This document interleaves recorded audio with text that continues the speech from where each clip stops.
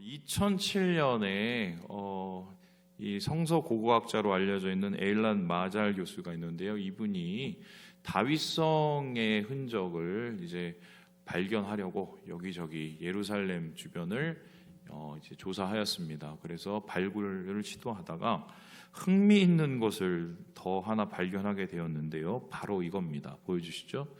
여기 보이는 흑백으로 보이는 사진은 다윗 성벽 혹은 다윗 성이 있었던 궁전이 있었던 그 자리를 뜻하는데, 저기 노란색으로 칼라로 써져 있는 저곳은 무엇이냐?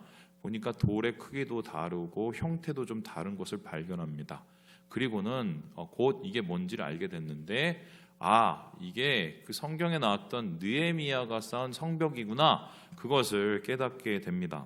그래서 이게 어느 정도 되는지를 찾아봤더니 허물어진 상태에서 다 찾을 수는 없으니까요. 발견된 것만 살짝 했는데도 길이가 30m, 그 성벽의 두께가 5m 정도인 것을 발견하게 됩니다. 다시 한번 보여주시면 이게 말 그대로 재건의 수준이라 원래 있었던 성벽에 무너진 것을 이렇게 연결하는 곳이었어요.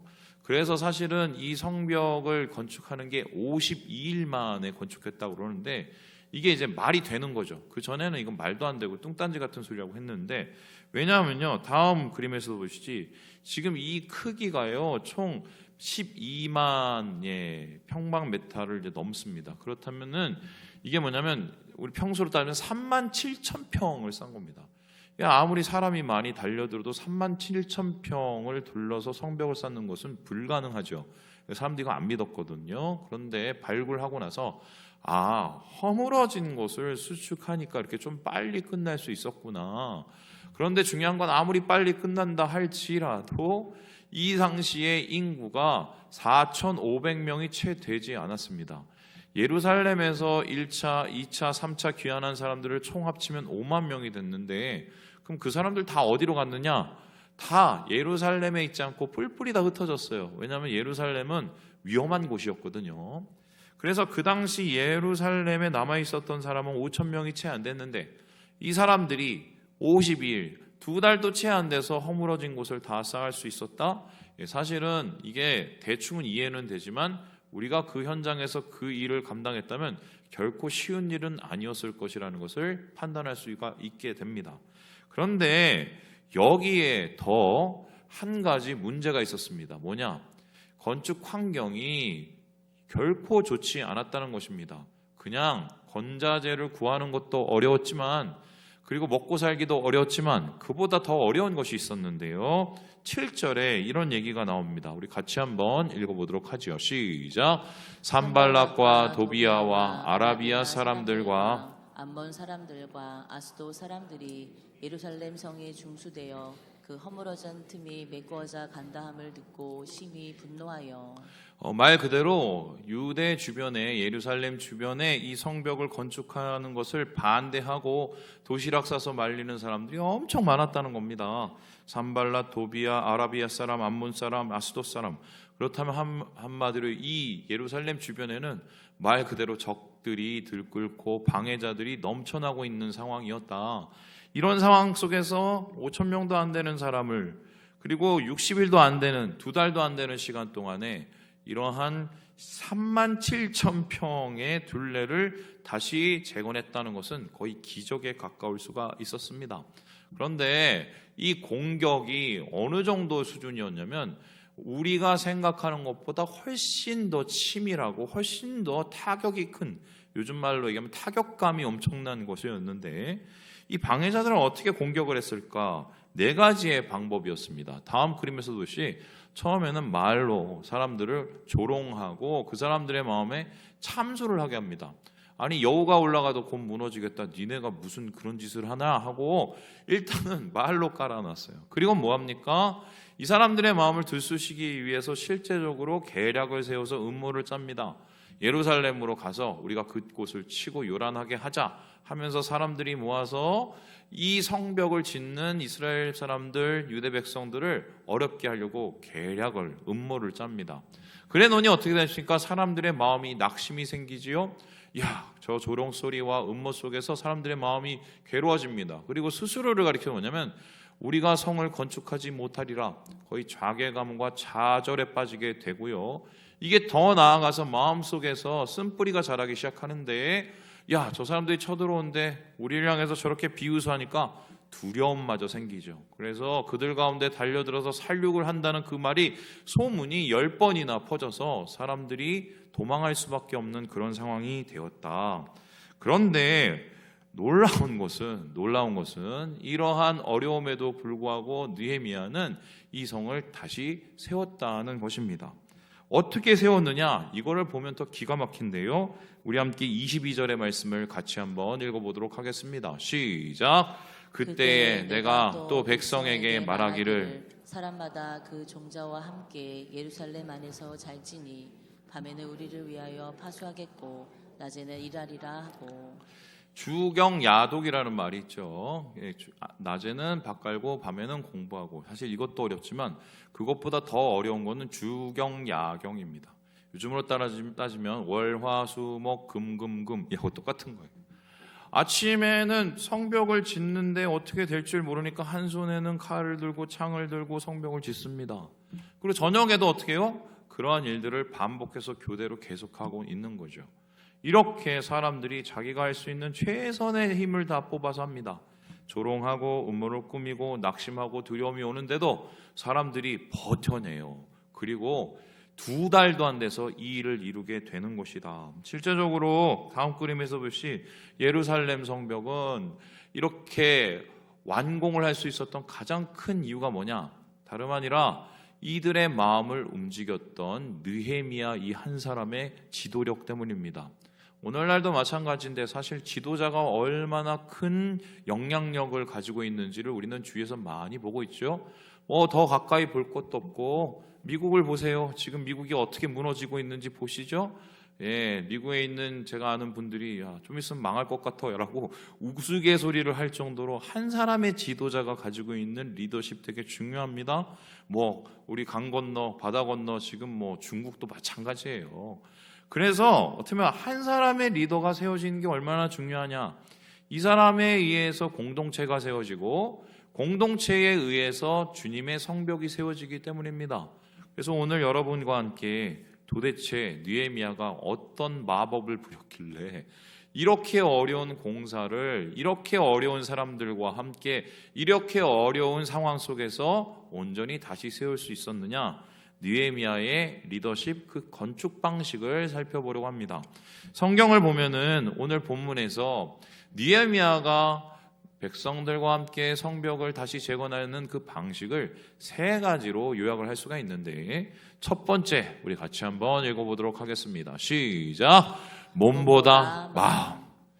느헤미야는요 제일 처음에 이 건축을 어떻게 했느냐, 몸, 손, 힘 이게 아니라 뭐예요? 백성들의 마음을 다시 세우기 시작을 합니다. 우리 6절의 말씀을 같이 한번 읽어보도록 하지요. 시작. 이에 우리가 성을 건축하여 전부가 연결되고 높이가 절반에 이르렀으니 이는 백성이 마음들여 일을 하였음이니라. 그러니까 절반 정도 성벽 공사가 마무리되고 있었을 때, 진전되었을 때 그것을 느헤미야는 뭐라고 그러냐면 백성들이 마음을 들여서 일을 했기 때문이라고 스스로 평가하게 됩니다. 그런데 여기서 마음을 들인다는 이 단어가 원어를 보면 어떤 뜻이냐면요, 마음을 일으켜서라는 뜻입니다. 그러니까 백성들의 마음을 일으켜서 그들이 지금 논밭 일도 해야 되지요, 또 지켜야 되지요, 잠은 못 자지요. 몸은 피곤하지만 그 몸을 위로하고 몸을 건강하게 하는 것도 중요하지만 그것보다 더 중요한 것을 마음을 일으키는 것으로 느헤미야는 생각했다고 말을 합니다. 여러분 어떻게 생각하십니까? 이게 진짜 맞을까요? 성경을 보면 이게 맞을 수밖에 없습니다. 여러분 잠언서에 보면 4장 23절에 이런 말이 나오는데, 무릇 지킬 만한 것 중에 네 마음을 제일 많이 지키라고 얘기합니다. 그 이유가 뭡니까? 거기에서 생명의 근원이 난다고 얘기합니다. 한마디로 우리의 생명의 근원은 마음에 있습니다. 마음을 어떻게 하느냐에 따라서 모든 것의 성패가 가늠이 되는데요. 왜 그렇습니까? 우리의 마음은 모든 것의 시작과 동기가 되지만 특별히 신앙인에게서 마음은요, 신앙과 깊은 관계가 있습니다. 우리 하나님, 우리 성령님이 어디에 사십니까? 우리 이곳에도 계시지만 가장 성령님의 큰 자손 어디예요? 우리의 마음입니다. 그래서 우리가 마음을 어떻게 지키냐에 따라서 하나님께서 어떻게 역사하실 수 있느냐가 결정되게 됩니다. 사탄은 이것을 누구보다 잘합니다. 세상에 있는 누구보다 잘합니다. 그래서 사탄이 우리를 넘어뜨릴 때 제일 먼저 하는 게 뭔지 아십니까? 마음을 무너뜨립니다. 마음을 어떻게 무너뜨리냐? 마음을 무너뜨리는 방법은 여러 가지입니다. 한마디로 여러 가지 이런저런 걱정, 염려하게 만듭니다. 염려, 걱정이란 말을 성경적으로 원어를 보면요, 나눈다는 거예요. 마음을 혼잡하게 하고 마음을 나눕니다. 그래서 그것을 통해서 진짜 중심을 못 붙잡게 만듭니다. 마음이 불안해지죠. 또 사탄은 어떻게 우리를 공격합니까? 섭섭한 마음을 줍니다. 마음을 상하게 해요. 마음이 상하게 되면 어떻게 합니까? 하나님께서 은혜를 주셔도 상한 마음 때문에 그 은혜를 온전히 받을 수가 없습니다. 그리고 마음이 비뚤어지고 상하게 되면 어떻습니까? 다른 사람이 얘기한 것을 그대로 받아들이는 게 아니라 비뚤어지게 받아들입니다. 그래서 한번 마음이 상하면 모든 말이 다 나를 섭섭하게 하는, 제가 지난주에 칼럼에서도 무슨 막이요? 섭섭마귀가 들어옵니다. 이거는 기독교 2000년간 계속 들어요. 우리를 괴롭히는 거예요. 왜냐하면 사탄은 우리의 마음을 가지고 장난질을 하거든요. 그것도 안 되면 어떻게 하니까 사탄은요, 우리의 마음속에 두려움을 집어넣습니다. 그래서 그것을 통해서 하나님의 역사하시는 것을 보지 못하게 만듭니다. 이것을 이미 시편에 혹은 성경의 많은 인물들이 경험을 했어요. 그리고는 시편의 기자들은 이것을 어떻게 이겨냈느냐, 42편에 이렇게 얘기를 하고 있는데 같이 한번 읽어보도록 하지요. 시작. 내 영혼아 내가 어찌하여 낙심하며 어찌하여 내 속에서 불안해하는가. 너는 하나님께 소망을 두라. 그가 나타나 도우심으로 말미암아 내가 여전히 찬송하리로다. 이 시편 42편의 상황은 사람들이 계속해서 이 시인을 욕하고 비난하고 조롱하고 압박하고 겁박하는 상황이었습니다. 그래서 시인은 어디 하나 마음을 둘 곳이 없는, 위로라는 것을 전혀 찾아볼 수 없는 상황, 오히려 과거를 생각하면, 좋았던 시절을 생각하면 위로가 되는 게 아니라 오히려 더 큰 상처가 되는 그런 상황이었어요. 그런데 이 상황 속에서 좌절하고 낙심할 수밖에 없었던 시인은 어떻게 이겨냅니까? 다시 한번 보여주시죠. 불안한 마음, 낙심하는 마음에서 그치지 않고 하나님께 소망을 둡니다. 마음을 하나님 앞에 올려드리면서 하나님을 찬양합니다. 자, 질문요. 이 시인이 하나님을 맨 처음에 찬양했을 때 기뻐서 찬양했을까요? 아니죠. 기쁘지도 않고 아픈데도 찬양한 겁니다. 이 시인이 하나님을 찬양했을 때 온전한 확신 속에서 찬양했을까요? 확신이 흔들리고 있어도, 불신이 내 마음을 찾아와도 억지로 찬양을 한 겁니다. 왜요? 내 마음을 열어서 하나님 안에서 그 반석 위에 마음을 세워오는 것이 바로 처음의 시작이었기 때문입니다. 그래서 느헤미야는 바로 백성들의 마음을 온전하게 하기 위해서 제일 처음에 작업을 시작해요. 이게 바로 기초 공사였습니다. 그렇다면 두 번째로 느헤미야는 어떻게 이 힘든 성벽 공사를 완성할 수 있었을까요? 같이 한번 읽어보도록 하겠습니다. 시작. 돌보다 기도. 마음의 기초를 쌓습니다. 그 다음에는 이제 돌을 올려야 되죠. 그런데 돌 올려있는 것보다 더 중요한 것을 뭐를 올렸다고요? 기도를 했다고 얘기합니다. 우리 함께 4장 4절의 말씀을 같이 한번 읽어보도록 하겠습니다. 시작. 우리 하나님이여 들으시옵소서. 우리가 업신여김을 당하나이다. 원하건대 그들이 욕하는 것을 자기들의 머리에 돌리사 노략거리가 되어 이방에 사로잡히게 하시고. 제가 느헤미야서를 예전에 우리 교회 그 성전 예배당 다시 건축할 때 이거를 매일 나와서 같이 이걸 읽고 기도하고 조금씩 그랬었습니다. 그리고 이 말씀을 가지고 또 수요일 날 말씀을 전하고요. 근데 제가 느헤미야한테 제일 존경하는 부분이 있습니다. 제가 존경하는 인물 중에 한 명이 느헤미야예요. 아마 세 손가락에 들 텐데 왜 제가 이 분을 존경하냐? 이분은요, 목사도 아니에요. 정확하게 말하면 평신도 사역자입니다. 평신도 리더죠. 근데 이분이 모든 어려운 상황들과 심지어 자기에 대한 불신도 너무 싹 터서 마음이 상할 수 있는 그 상황을 이겨냅니다. 어떻게 이겨내는지 아세요? 모든 걸 다 기도로 이겨냅니다. 그럼 이 사람들이 어떻게 기도로 이겨냈느냐? 어려움이 오죠? 그럼 그 어려움을 내 안에 꽁꽁 숨겨두는 게 아니라 어떻게 해요? 하나님 앞에 그대로 오픈을 합니다.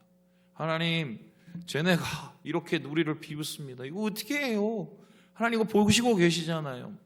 그리고는 이제 시간이 되었는데 아직 문이 열리지 않습니다. 그때 하나님 앞에 기도죠. 하나님 보고 계시죠? 이거 이제 하나님이 문을 열어주셔야 됩니다. 처음부터 끝까지 느헤미야는 기도해요. 이 공사도 기도로 올리기 시작하는데 이렇게 두려움이 찾아오고 낭망이 찾아오고 여러 가지의 공격이 찾아왔을 때 어떻게 했냐? 돌도 세웠지만 릴레이 기도를 시켜요. 그래서 한마디로 24시간 기도 보초를 세웁니다. 단순히 창 들고 병기를 들고 성벽을 지키는 게 목적이 아니라 기도가 끊이지 않도록 합니다. 그 기도를 통해서 하나님이 역사하실 수 있도록 기도로 차곡히 예루살렘 성벽을 올라갔다는 것을 알 수가 있습니다. 이런 예는 많습니다. 우리는 어떻게 싸워야 되느냐? 그 대표적인 게 바로 이거 아니겠습니까? 보여주시죠. 여러분 이 그림 보세요. 애굽을 떠난 이스라엘 백성들이 제일 먼저 한 전투가 바로 아말렉 전투입니다. 그 당시 준비도 전혀 돼 있지 않았어요. 이 사람들 오합지졸이었습니다. 그리고 이 사람들요, 여기는 창 들고 칼 들고 있지만 저건 오버하는 거고요. 없었어요. 뭐 들고 있었었냐? 짝대기, 몽둥이, 돌, 아니면 좀 있으면 쟁기 이런 거 들고 싸웠습니다. 그러면 여러분 준비되어서 싸워서 이기려고 온 아말렉하고 붙어서 이거 되겠습니까? 특별히 아말렉 족속은 이미 싸움에 능한 사람들이었어요. 근데 이거 어떻게 이깁니까? 저기 성경을 보면요, 다시 한번 보여주시죠. 저기 위에 여호수아가 열심히 싸우는데 저 위에 할배가 세 분이 보십니다. 저 할배는 도대체 어떤 할배냐? 여기에 대해서 이렇게 기록을 하고 있는데 17장 출애굽기 말씀을 같이 한번 읽어보도록 하겠습니다. 시작. 여호수아가 모세의 말대로 행하여 아멜렉과 싸우고 모세와 아론과 훌은 산꼭대기에 올라가서 모세가 손을 들면 이스라엘이 이기고 손을 내리면 아말렉이 이기더니. 누구죠? 세 명이에요. 모세, 아론, 훌. 뭐 했습니까? 기도했어요. 기도를 하니까 근데 한계가 오잖아요. 팔이 떨어지잖아요. 그럼 어떡합니까? 옆에서 붙잡았죠. 붙잡는 것도 나중에 한계가 어떻습니까? 돌을 이렇게 얹어갖고 앉히게 시키고 옆에서 팔을 이렇게 붙잡습니다. 그러니까 이 싸움을 왜 하나님께서 이렇게 하시기를 원하셨냐면 싸움은 단순히 창으로 칼로 하는 게 아니라요. 기도로 하는 겁니다. 왜 기도로 합니까? 이 싸움의 주인, 이 싸움의 장수가 우리가 아니라 누구세요? 하나님이시기 때문이에요. 하나님의 도움을 간구하지 않고서는 우리가 어떤 영적인 싸움에서도 이길 수 없다는 이 예가 바로 여기에 있지 않겠습니까? 그래서요, 여러분 저는 그렇게 생각하는데 교회가 부흥을 하려면, 교회가 다시 일어서려면 어떤 프로그램도 중요하고 이벤트도 중요하고 어떤 여러 가지 건축도 중요하겠지만 제일 중요한 거, 가장 중요한 거 뭐겠습니까? 기도예요. 기도 안 하면 심지어 건축에서 사람들이 1,000명이 몰려오고 2,000명이 몰려도 다 망합니다. 제가 진짜 많이 봤어요. 순식간에 교회가 완전히 사라지는 것도 좀 봤습니다. 왜요? 그러한 기도력 올리지 않는 모든 것은 말 그대로 사상누각이에요. 그냥 아무것도 아닌 거예요. 여러분 목회자들이 왜 병에 걸리는 줄 아십니까? 어떤 분은 그렇게 얘기하시더라고요. 새벽기도 때문이다. 새벽기도에 나오려면 잠을 못 자고, 그래서 새벽기도 말씀 준비를 하다가 조금 자고 나와서 새벽기도 하고, 그럼 들어가서 꼭 뭐 합니까? 밥을 먹고 또 자죠? 그럼 그때 간이 부어갖고 간땡이가 부어서, 그래서 목회자가 나중에 병에 많이 걸린다 이렇게 얘기하는데 그것도 틀린 말은 아닌데 제가 경험을 해보니까 그게 아니던데요. 제 주위도 보면은 목회자가 병이 오고 힘든 이유가 거의 한 가지던데요. 잠을 못 잡니다. 새벽 기도 때문에 잠 못 자는 게 아니라 교회에 어려운 일이 있으면 잠을 못 잡니다. 제가 그때 이 건축하다가 모든 병이 다 왔어요. 저 그때까지 먹는 약이 없었거든요. 그 이후로 계속해서 지금 하루에 한 번씩 약을 먹고 앉았는데요. 그때 그 전조 증상이 뭐였냐? 3개월 동안 잠을 하루에 1시간도 못 잤습니다. 왜 1시간도 못 잤느냐? 잘 시간이 없었어요. 뭐 자면 자주 해요. 뭐 건축하고 오히려 뭐 노동하고 들어오면은 더 잠 잘 오죠. 잠이 안 왔어요. 문제가 많았거든요. 자려도 잠이 안 와요. 야, 이거 어떡하지? 이거 어떡하지? 이 사람 어떡하지? 저 사람 어떡하지? 이거 내일까지 이거 대금을 어떡하지? 막 머릿속에서 잠을 못 자게 하는 것들이 막 한 3개월 지나니까 몸이 진짜 망가지더만요. 정말 망가지더라고요. 나중에 돌이켜봤어요. 아, 내가 바보 같았다. 그때 내가 병신이었구나. 그게 잠 못 잔다고 일 해결되는 건 아무것도 없습니다. 뭘 해야 돼요? 너무 잘하시네요. 왜요? 기도는 내가 해결하지 못한다는 것을 하나님 앞에 인정해 드리는 거예요. 그래서 하나님께 내가 할 수 없는 것을 인정해 드리고 내가 할 수 없는 것을 그냥 그대로 올려 드리는 겁니다. 그렇게 기도할 때 언제까지 기도를 해야 되냐? 내가 그것을 완전히 포기하고 올려 드릴 때까지 기도를 해야 됩니다. 그럼 어떻게 되죠? 그 다음에 하나님이 알아서 하시는 거예요. 요즘에 그래서 그때 배운 것 중에 하나가 어려움이 있으면 제일 먼저 기도를 합니다. 올려드려요. 있는 그대로. 그게 사람이든 일이든 하나님이 하시도록. 지금 느헤미야는 이 방법을 알았기 때문에 돌아나 올리는 것보다 더 중요하게 기도 쌓는 것을 먼저 했다. 오늘 말씀 속에서 그것을 보게 됩니다. 그렇다면 마지막으로 느헤미야가 이 어려운 건축을 할 수 있었던 방법은 무엇일까요? 같이 한번 읽어보도록 하겠습니다. 시작. 적보다 주님. 마음을 먼저 세웠습니다. 그리고 기도로 올립니다. 그럼 최종적으로 이 건물은 어떻게 올라가느냐? 이 성벽은 올라가느냐? 결국 주님의 손에 맡겨드린다는 겁니다. 우리 함께 14절의 말씀을 같이 한번 읽어보도록 합니다. 시작. 내가 돌아본 후에 일어나서 귀족들과 민장들과 남은 백성에게 말하기를 너희는 그들을 두려워하지 말고 지극히 크시고 두려우신 주를 기억하고 너희 형제와 자녀와 아내와 집을 위하여 싸우라 하였느니라. 아유, 지금 저기서 쳐들어온대요. 아이고, 지금 난리 났어요. 지금 뭐 우리 잠도 못 자고 막 애는 울어요. 막 심지어 나중에 보면 공동체가 와해되기 직전까지의 분열이 일어나요. 이거 어떻게 하죠? 이 문제를 어떻게 하죠? 사람들이 맨날 찾아왔을 거 아니에요. 이 상황을 어떻게 할 거예요? 그럼 뭐 느헤미야라고 딱히 무슨 방법이 있습니까? 이 사람도 사람인데. 그런데 그때 느헤미야가 한 게 딱 한 가지가 있었어요. 다시 말씀 보여주시죠. 우리가 쳐다봐야 될 거는 저 사람들이 아니야. 누구를 기억하라고요? 주님. 주님이 어떤 분입니까? 크신 하나님. 그리고 가장 두려우신, 가장 능력 있으신 하나님. 지금 문제를 쳐다보면서 거기에 우리의 마음을 쫄 게 아니라 그 문제보다 더 큰 하나님을 보라는 거죠. 여러분 시편 121편 봅시다. 눈을 들어 산을 보라. 나의 도움이 어디서 올꼬? 그 산이라는 건 뭡니까? 이 신이 예배드리러 넘어가야 될 산이죠. 그 산에는 맹수가 있죠. 그 산에는 강도가 있죠. 그런데 갈 길이 막막합니다. 예배드려 가야 되는데. 아이고 가지 말까? 멈출까? 내 옆 사람도 안 가던데. 근데 그거 이겨냅니다. 어떻게 이겨내죠? 천지를 지으신 여호와로. 그 산, 거기에 있는 산과 같은 문제에 머무는 게 아니라 그 산을 만드신 누구를 바라봐요? 여호와 하나님을 바라봄으로 그 길을 가게 되는 거죠. 마찬가지로 우리는요 어떻습니까? 하나님 안에서 우리의 모든 상황에 가장 주체와 주인이 누군지를 먼저 인식하는 것부터 이 싸움을 이어가야 됩니다. 영적 전쟁이라는 건 뭐냐? 결국 하나예요. 마음 흔들고 상황 흔들어서 우리가 하나님을 보는 시선을 흐리게 만드는 겁니다. 그래서 그 문제를 더 크게 보게 만드는 겁니다. 그 상황을 더 어렵게 보게 만드는 겁니다. 그래서 쓰러지게 만드는 겁니다. 좌절하게 만드는 겁니다. 일어서지 못하게 만드는 겁니다. 그게 사탄이 하는 짓이에요. 그때 어떻게 해요? 눈을 듭니다. 이 문제보다 더 크신 하나님을 바라봅니다. 이 상황 속에서 우리를 지키시는 하나님의 더 큰 손을 바라봅니다. 내가 진짜 두려워할 것이 누군지를 바라봅니다. 이게 바로 느헤미야가 이 싸움에서 이길 수 있었던 방법이다. 그렇게 주님의 성벽을 지어내린 것입니다. 여러분, 제가 목사라 이런저런 분들을 많이 만납니다. 이런저런 분들 중에 제대로 되신 분들은 저를 잘 안 찾아옵니다. 제대로 잘 살고 있으신 분들은 저를 잘 안 찾아요. 뭐 이렇게 식사를 사주셔서 이렇게 하시는 분도 있지만, 긴밀히 찾아오시고 상담 요청하시는 분들은 대부분 문제가 크신 분들입니다. 그러면서 제가 이때껏 살아오면서 여러 문제를 가지신 분들은 많았어요. 예를 들어서 뭐 시부모하고 문제가 있어서 실제로 시어머니한테 얻어맞고 오신 분도 있었었고요.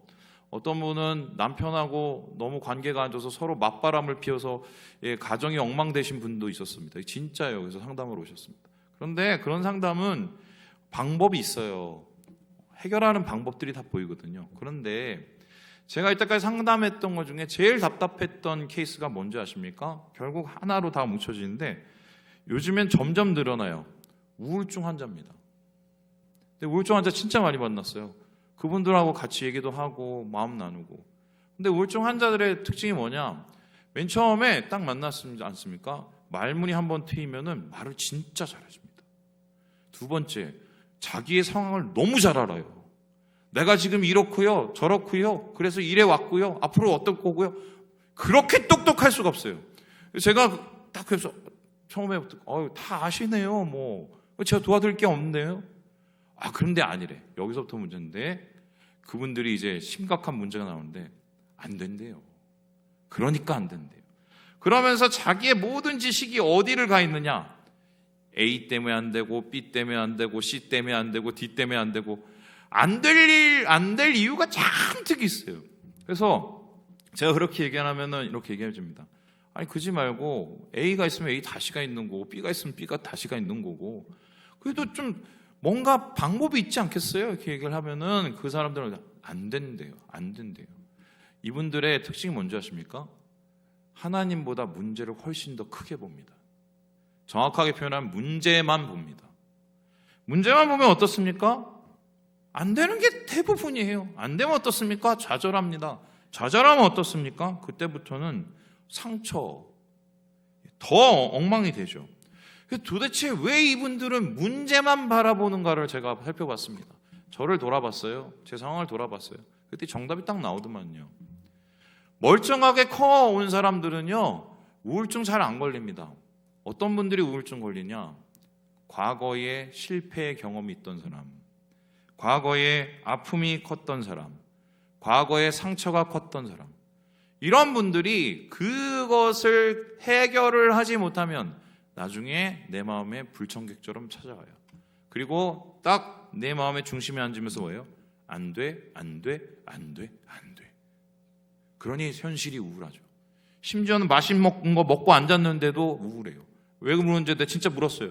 지금도 맛있는 거 먹으면 행복한 거 아니었대. 이렇게 하고 집에 가면 또 우울해져서 우울한 거래. 어떻게 생각하세요? 이 사람은 평생 이렇게 우울하게 살아야 됩니까? 심지어 어떻게 해요?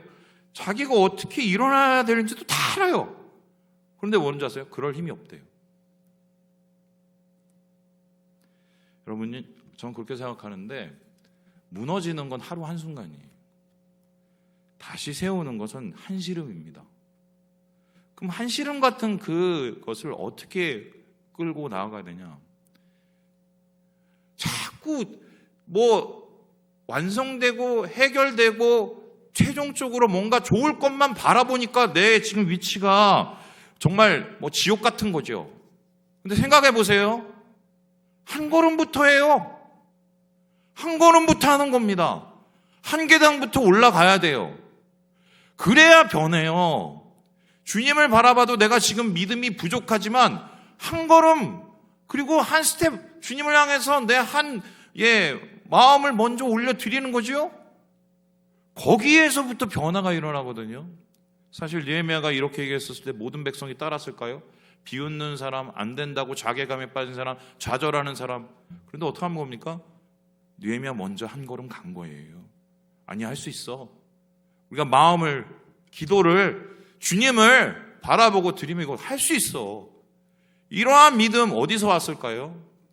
느헤미야와 하나님과의 관계예요, 결국. 말씀을 마칩니다. 상처받은 사람 상처 못 해결하면 더 상처 커집니다. 아픔이 있는 사람 그 아픔 그냥 내비두면 더 아파집니다.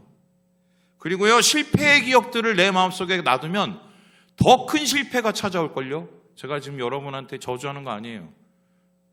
이게 우리 인생이에요. 근데 우리 인생은 역전이에요. 그래서 예수 믿는 거예요. 한 걸음 시작하면 역전이 시작됩니다. 주님 안에서 이 느헤미야의 성공적인 성벽 공사를 우리가 바라보면서 주님과 함께 주님을 바라보면서 오늘 하루 한 스텝, 성공의 한 스텝을 나아가시는 우리 사랑하는 형제 자매들 되시길 주님의 이름으로 축원합니다.